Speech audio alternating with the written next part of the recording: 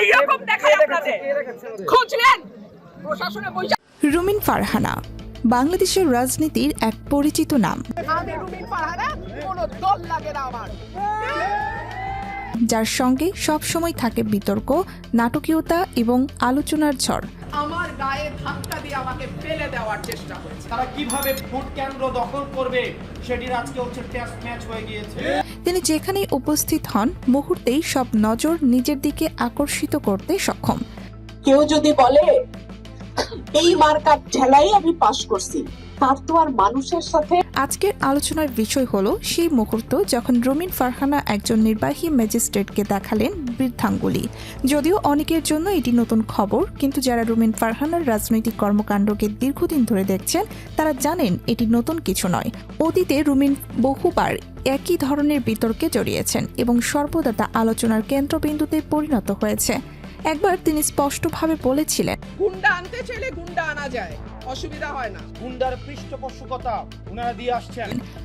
গোন্ডা আনতে চাইলে গোন্ডা আনা যায়। সেই সংক্ষিপ্ত লাইনটি রাজনীতিতে তখন ঝড় তুলেছিল। কিছু মানুষ এটি কঠোর বাস্তবতার উদাহরণ হিসাবে দেখেছিল, আবার অন্যরা এটিকে ক্ষমতার অতিরিক্ত ব্যবহার বা দমনমূলক আচরণ হিসাবে গ্রহণ করেছিল।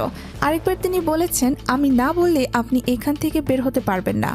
এক লাইনে অনেকের চোখে পড়েছিল দৃঢ়তা, আবার অনেকে মনে করেছিল ঔদ্ধত্যর চাপ। আজও রুমিন ফারহানা ভাইরাল হয়েছেন নতুন এক ঘটনার কারণে। এবার আলোচনার কেন্দ্রবিন্দু একজন নির্বাহী ম্যাজিস্ট্রেট। ঘটনার সূত্রপাত ঘটে ঠিক তখন যখন ম্যাজিস্ট্রেট ও রুমিন ফারহানার মধ্যে বাকবিতণ্ডা শুরু হয়। রুমিন ফারহানার বক্তব্য ছিল স্পষ্ট, কিছুটা নাটকীয় এবং কিছুটা বিতর্কিত। তিনি বলেন, এমপি সৎ হলে ঠিকাদারের বাবার সাধ্য নাই চুরি করা। এই সংক্ষিপ্ত অথচ সরাসরি বাক্যটি দেশের রাজনৈতিক আঙিনায় মুহূর্তে আলোচনার জন্ম দেয়। ঘটনার পরপরই সোশ্যাল মিডিয়ায় রুমিন ফারহানার ভিডিও ভাইরাল হয়ে যায়। সবাই জানতে চায় কেন তিনি এমন দৃঢ়তা দেখালেন, কেন ম্যাজিস্ট্রেটের সঙ্গে এমন বাকবিতণ্ডা হলো। সাধারণ দর্শকরা তো খুঁজে বের করতে চায় এই আচরণ কি কেবল রাজনৈতিক নাটক, নাকি এর পেছনে রয়েছে গভীর রাজনৈতিক কৌশল। কেউ মনে করতে পারে এটি কেবল ব্যক্তিগত রাগের প্রতিফলন, আবার অনেকেই বলেন এটি সরকারের দমনমূলক নীতি ও ক্ষমতার ব্যবহারের প্রতি প্রতিবাদ। রুমিন ফারহানার এমন আচরণ শুধু বিতর্কিত নয়, বরং এটি এক বিশেষ রাজনৈতিক চিত্রও তুলে ধরে।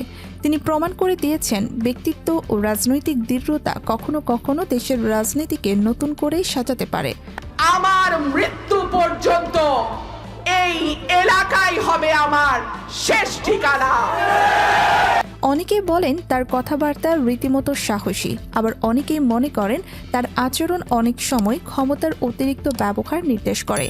তবে যা না বলা যায় না তা হলো রুমিন ফারহানা সর্বদা সংবাদ শিরোনামে থাকেন এবং তার এক কথার প্রতিক্রিয়া মুহূর্তেই দেশের রাজনৈতিক বাতাসে ছড়িয়ে পড়ে।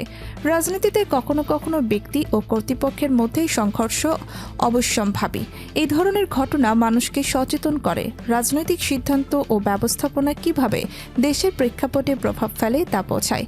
রুমিন ফারহানার দৃঢ়তা, সরাসরি বক্তব্য এবং বিতর্কিত আচরণ সব সময়ই আলোচনা তৈরি করে এবং মানুষকে ভাবিয়ে তোলে রাজনীতিতে ন্যায্যতা ও ক্ষমতার ব্যবহার কতটা ভারসাম্যপূর্ণ। এছাড়া রুমিন ফারহানা প্রমাণ করেছেন যে রাজনৈতিক চরিত্রের পরিচিতি শুধু ক্ষমতা অর্জনেই সীমাবদ্ধ নয়, তার প্রতিটি পদক্ষেপ, বক্তব্য এবং প্রয়াস দেশের রাজনৈতিক চিত্রকে পরিবর্তন করতে সক্ষম। কখনো কেউ এটিকে সাহসী নেতৃত্বের উদাহরণ মনে করে, আবার কেউ এটিকে ঔদ্ধত্য ও বিতর্কের কারণ বলে।